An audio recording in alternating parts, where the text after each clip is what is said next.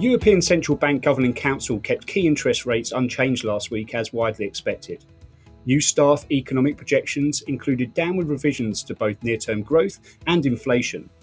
But ECB President Christine Lagarde emphasised the importance of waiting for further evidence on the inflation path, further indicating the first rate cut to June at the earliest. Let's take a look.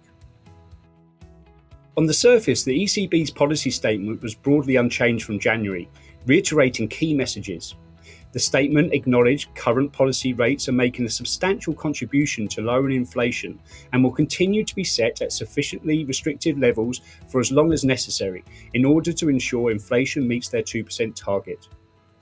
Updated ECB projections showed a downward revision in headline inflation across their forecasting period, now reaching their target in 2025 before falling below 2% in 2026.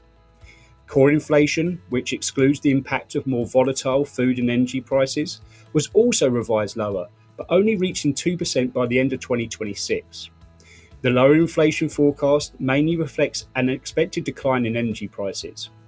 The ECB remains especially concerned about inflationary pressures from wages. The key message we took for the accompanying press conference was one of progress. Lagarde noted progress towards their inflation target has been good, making the council members increasingly more confident, but they are not sufficiently confident to begin cutting interest rates. She highlighted progress had been made in domestic inflation, but disinflation was lagging other components.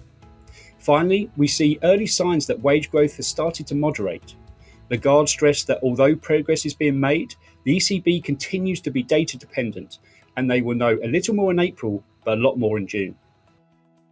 Looking ahead, wage data for the fourth quarter of 2023 will soon be available.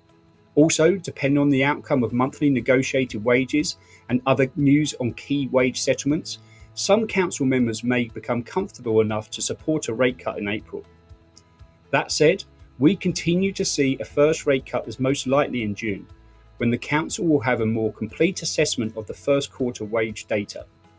The pace and magnitude of rate cuts past the initial cut will continue to be data dependent, with the ECB likely to proceed carefully so as not to allow inflationary pressures to re-emerge.